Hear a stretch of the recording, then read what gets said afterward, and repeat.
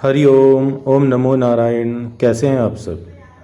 आशा करते हैं सब स्वस्थ होंगे, मस्त होंगे। अच्छा, तो आज हम बात करने जा रहे हैं साईं बाबा के बारे में।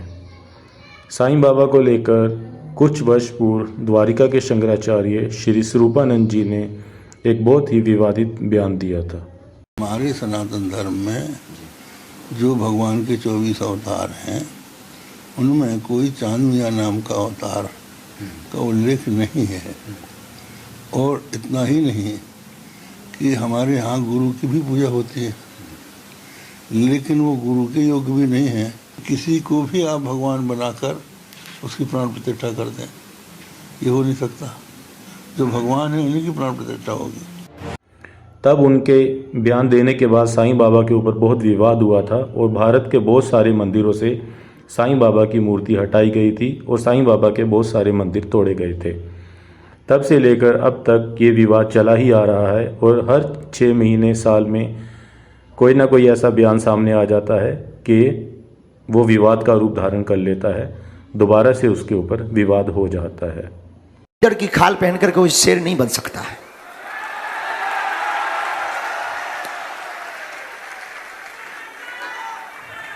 आप किसी भी प्रकार का आभरण पहना दो, वो हो जाए। बागेश्वर धाम सरकार अगर मान ले कि हम शंकराचार्य का छत्र लगा लें, सिंहासन लगा लें, चरम ले लें और हम कहते हैं हाँ भाई शंकराचार्य बैठे हैं, तो क्या हम बन जाएंगे?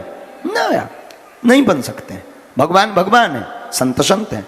तो साईं के प्रति हमारा क्या आदर है, आप इसमें मत पड़ना और ना हमसे पूछना कि हमारा क्या आदर है। साईं बाबा के पास एक श्लोक ऐसा नहीं जिसने समाज के लिए कोई काम किया हो, कोई गीता का ज्ञान नहीं जो समाज के लिए विरोधी थे गीता के। एक मिनट, कोई भक्ति का ज्ञान नहीं, कोई योग का ज्ञान नहीं, कोई आयुर्वेद का ज्ञान नहीं, तो आप उनको कैसे गुरु माने, कौन से तरीके से माने? उनमें और निर्बल बाबा कोई फर्क नहीं।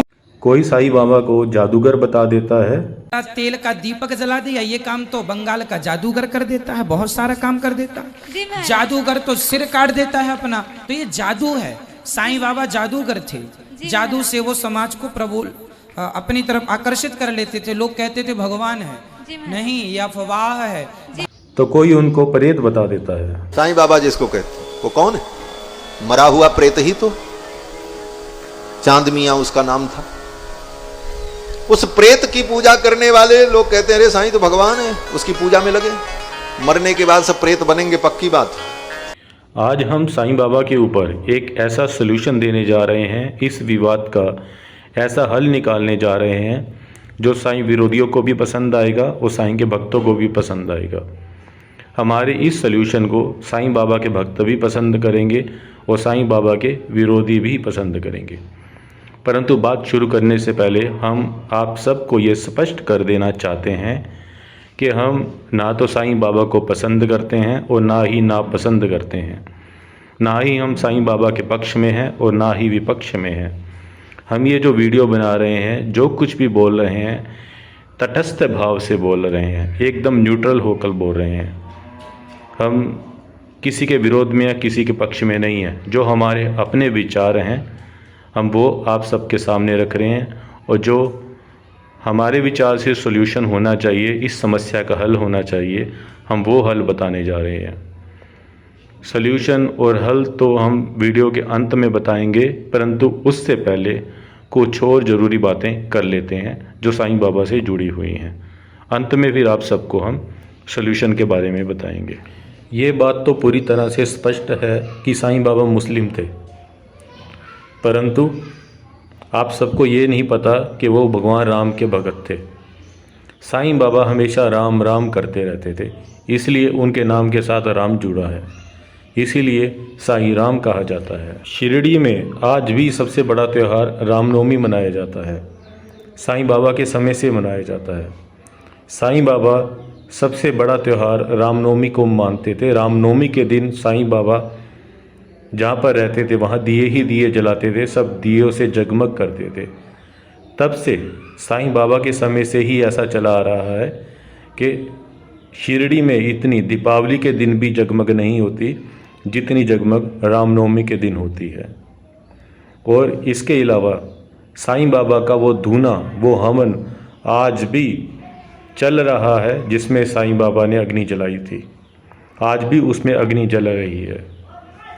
इससे आप देख सकते हैं कि कोई मुस्लिम फ़कीर ना तो रामनवमी मनाता है, ना तो रामनवमी पे दिए जलाता है और ना ही हवन करता है। कोई मुस्लिम फ़कीर धूना नहीं जलाता, हवन नहीं करता।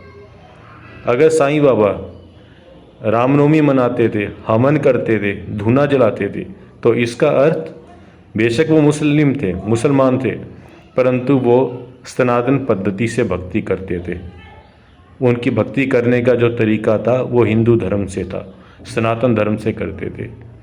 इसीलिए वो रामनवमी भी मनाते थे और हवन भी करते थे, यज्ञ भी करते थे, और वो पूरा दिन राम राम करते रहते थे। इसीलिए उनके नाम के साथ राम जुड़ा हुआ है। और साईं बाबा अकेले ऐसे मुस्लिम नहीं हैं जिन्होंने सनातन धर्म के अनुसार भक्ति की है। कबीर जी भी मुस्लिम थे, कबीर जी भी मुसलमान थे, रस खान भी मुसलमान था, रहीम भी मुसलमान था। कबीर जी के दोहे बड़ी बड़ी कथाओं में बोले जाते हैं। रस खान के और रहीम के दोहे वृंदावन के मंदिरों में भगवान के आगे बोले जाते हैं। बड़ी बड़ी कथाओं में बड़े बड़े कथाकार रस खान के दोहे, रहीम के दोहे भगवान कृष्ण के लिए बोलते हैं। इसके अलावा और भी बहुत सारे ऐसे मुस्लिम भगत हुए हैं जिन्होंने हमारे सनातन धर्म में आकर हमारे देवी देवताओं की भक्ति की है और साक्षात भगवान के दर्शन किए हैं, भगवान को प्राप्त किया है। जब हम उन सब मुस्लिमों को स्वीकार कर सकते हैं, उनके लिए हम कोई विरोध नहीं करते, तो साईं बाबा के लिए विरोध क्यों हो रहा है? जो लोग भी साईं बाबा का विरोध कर रहे हैं वो साईं बाबा का विरोध नहीं कर रहे, वो हमारे सनातन धर्म को कमज़ोर कर रहे हैं। हमारे सनातन धर्म की जड़ को काटने लगे हुए हैं वो लोग। कितनी संकीर्ण मानसिकता हो गई है लोगों की, जिसका हमें दोनों बाजू खोल के स्वागत करना चाहिए, जिसको गले से लगाना चाहिए, उसका आप विरोध कर रहे हैं। हमें तो साईं बाबा को अपना ब्रांड एम्बेसडर बनाना चाहिए, अपना आइडल बनाकर मुसलमानों को दिखाना चाहिए, मुसलमानों को बताना चाहिए कि देखो तुम्हारे एक मुसलमान ने राम की भक्ति की, राम का नाम लिया, हवन किया, यज्ञ किया, धूना लगाया, तो देखो वो कितनी ख्याति प्राप्त कर गया, वो कितना ऊपर चला गया। अगर वो अल्लाह अल्लाह करता रहता तो वो यहाँ तक नहीं पहुँचता। उसने राम की भक्ति की, राम का नाम लिया, उसने हवन किया, यज्ञ किया, तो देखो वो कहाँ तक पहुँच गया, देवताओं तक पहुँच गया, वो देवताओं के समान हो गया। बल्कि हमको तो साईं बाबा को यूज़ करके और भी मुसलमानों को अपने सनातन धर्म में लाना चाहिए, उनको दिखाना चाहिए ये सब। परंतु हम साईं बाबा का ही विरोध करने लगे हुए हैं, हम अपने पैरों पे खुद कुल्हाड़ी मारने लगे हुए हैं। कोई मुसलमान तो ऐसे नहीं करता। मुसलमान तो खुश होते हैं अगर कोई हिंदू धर्म से मुस्लिम धर्म में जाता है, वो तो दोनों बाजू फैला के उसको गले लगाते हैं, उसका स्वागत करते हैं। कोई मुसलमान ऐसे नहीं करता कि तुम हिंदू हो, तुम मुसलमान क्यों बन गए, हम तुम्हें स्वीकार नहीं करते, जाओ अपने धर्म में वापस जाओ। वो तो ऐसे नहीं करते। कितने ही भारत के ऐसे प्रसिद्ध नेता हैं जो लोगों के बीच में सरेआम कह चुके हैं कि हम पहले हिंदू थे, हिंदू से हम मुसलमान बने। कहा कि 600 साल पहले मेरे बुजुर्ग भी कश्मीरी पंडित थे। मैं पार्लियामेंट में कहूँगा, कईयों को शर्म आती है, नहीं आती है, लेकिन इतिहास जो है वो तो ठीक कहना का चाहिए। और हमारे बाप दादा पहले कहीं ना कहीं हिंदू तो होंगे, तो हमारे बाप दादा जाते थे मंदिर, तो अभी जा रहे हैं मजार में, आस्ते आस्ते तब्दील। इतना कहने पे भी कोई भी मुसलमान इनका विरोध नहीं करता, कोई भी मुसलमान इनको गलत नहीं बोलता। यहाँ तक कि कुछ मुस्लिम नेता तो सरेआम स्टेज के ऊपर खड़े होकर हमारे सनातन धर्म के भजन गाते हैं, हमारे भगवान का नाम लेते हैं सरेआम। मोरे राम, मोरे राम,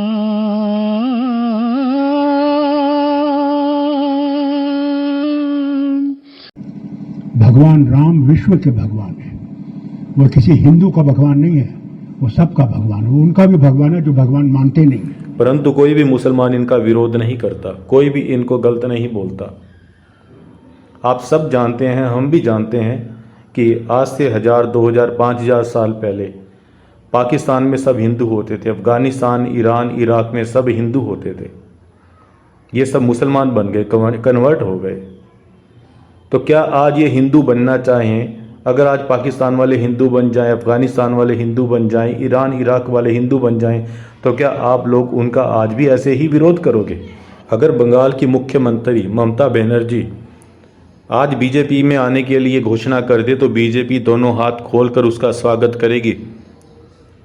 अगर कश्मीर के हुर्रियत के सारे नेता बीजेपी में शामिल हो जाएं तो कश्मीर की समस्या ही समाप्त हो जाएगी। बीजेपी का कोई भी नेता इतना मूर्ख नहीं है जो ममता बनर्जी का विरोध करेगा, जो ममता बनर्जी को अपनी पार्टी में शामिल नहीं होने देगा, क्योंकि उन सबको पता है कि ये कितनी बड़ी नेता है, इसके हमारी पार्टी में आने से हमारी पार्टी को कितनी मजबूती मिलेगी।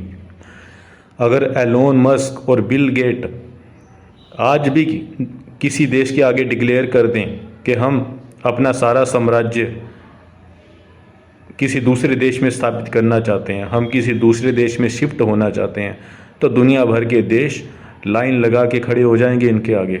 जापान बोलेगा आप हमारे देश में आओ, चाइना बोलेगा हमारे देश में आओ, जर्मनी बोलेगा हमारे देश में आओ, क्योंकि पूरी दुनिया को पता है एलोन मस्क कितना बड़ा आदमी है, बिल गेट कितना बड़ा आदमी है। अगर ये किसी देश में शिफ्ट करेंगे तो ये सारा टैक्स उस देश को देंगे। ये जितना भी एक्सपोर्ट करेंगे दुनिया को, वो सारा एक्सपोर्ट का पैसा उस देश में आएगा जिस देश में ये लोग जाएंगे। पता नहीं हमें हिंदुओं की मानसिकता पे हैरानी होती है, हिंदुओं की कितनी संकीर्ण मानसिकता है, कितनी छोटी मानसिकता है, जो इतने बड़े व्यक्ति का विरोध कर रहे हैं, जिसको अपना ब्रांड एम्बेसडर बनाना चाहिए, जिसको अपना आइडियल बनाना चाहिए, जिसको हमें मुसलमानों को दिखाना चाहिए कि देखो भाई तुम्हारा इतना बड़ा व्यक्ति हमारे धर्म में आया और देखो कहाँ तक पहुँच गया, जिसको दिखाकर हमें और ज़्यादा मुसलमानों को अपने धर्म में लाना चाहिए। हम लोग उसी का ही विरोध कर रहे हैं।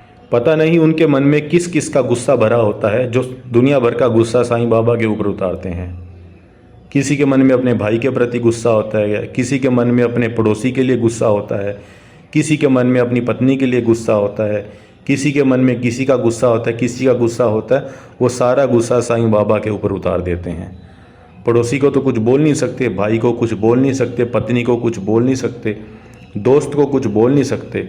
दुनिया भर का गुस्सा स्टेज के ऊपर आकर साईं बाबा के ऊपर उतार देते हैं, साईं बाबा को गालियाँ निकालने लग जाते हैं, जबकि उनको ये नहीं पता कि साईं बाबा को बुरा भला बोलकर वो हमारे सनातन धर्म को ही कमज़ोर कर रहे हैं, हमारे सनातन धर्म की ही जड़ को खोदने लगे हुए हैं।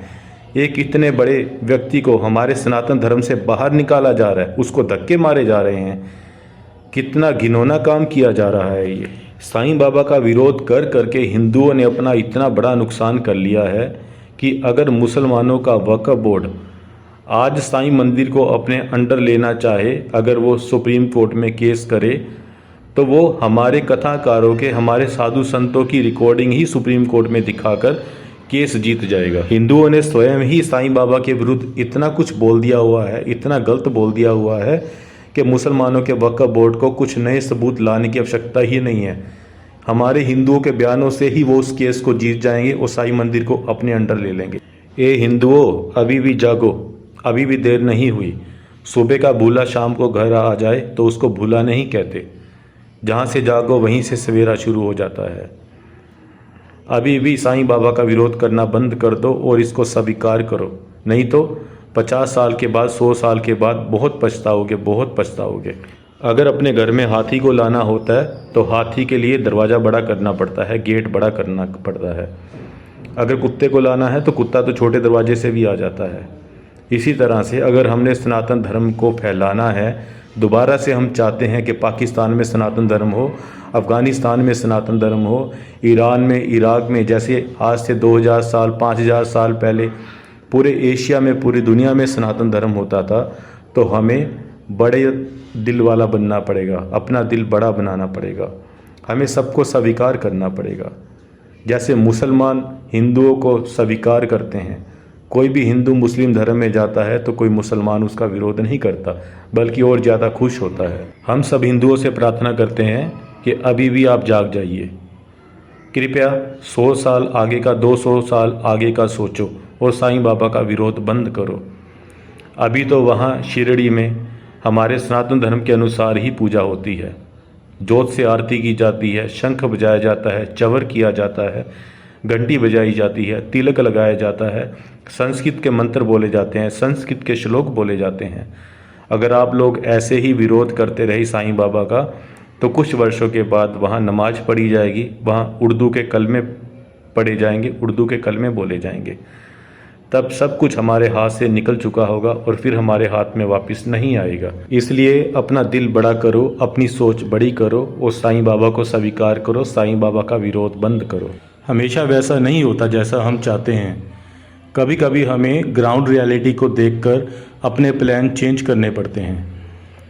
अमेरिका सेकेंड वर्ल्ड वार में एंट्री नहीं करना चाहता था, परंतु जब जापान ने अमेरिका के पर्ल हार्बर पे अटैक किया तो अमेरिका को अपनी रणनीति बदलनी पड़ी। अमेरिका को ना चाहते हुए भी सेकेंड वर्ल्ड वार में आना पड़ा। इसी तरह से कभी कभी कुछ बातें ऐसी हो जाती हैं कि उन बातों को देखकर हमें अपने नियम बदलने पड़ते हैं। कारगिल में हमारी सेना के सारे प्लान फेल हो गए थे, तो अंत में फिर हमारी सेना को वायुसेना की सहायता लेनी पड़ी। इतनी हाई एल्टीट्यूड पे, इतनी बर्फ़ में वायुसेना को बुलाना पड़ा कारगिल में। तो हमारे कहने का अर्थ है ये है कि हमेशा हम वेदों शास्त्रों के अनुसार नहीं चल सकते। कभी कभी कोई स्थिति ऐसी आ जाती है कि उस स्थिति के अनुसार हमें निर्णय लेने पड़ते हैं। मान लिया साईं बाबा का हमारे कहीं वेदों शास्त्रों में नहीं लिखा हुआ, कहीं पे कोई वर्णन नहीं मिलता, परंतु अब साईं बाबा इतने बड़े बन गए हैं कि ये हमारे धर्म को प्रभावित कर रहे हैं और हमारा धर्म प्रभावित हो रहा है। तो इसलिए अब हमें अपनी सोच बदलनी पड़ेगी, अपनी रणनीति बदलनी पड़ेगी। इसलिए अब हमें साईं बाबा को स्वीकार कर लेना चाहिए और अपने सनातन धर्म को मजबूत करना चाहिए। साईं बाबा का विरोध करके हमें अपने पैरों पे कुल्हाड़ी नहीं मारनी चाहिए, ये हमारे लिए ठीक नहीं होगा। हमने जीवन में कभी भी साईं बाबा का कोई मंत्र नहीं बोला और कभी साईं बाबा की भक्ति नहीं की, परंतु इस वीडियो का अंत हम साईं बाबा की जयकार के साथ करना चाहेंगे। इस वीडियो का अंत हम साईं बाबा के मंत्र के साथ करना चाहेंगे। ओम साईं राम, ओम साईं राम, ओम साईं राम।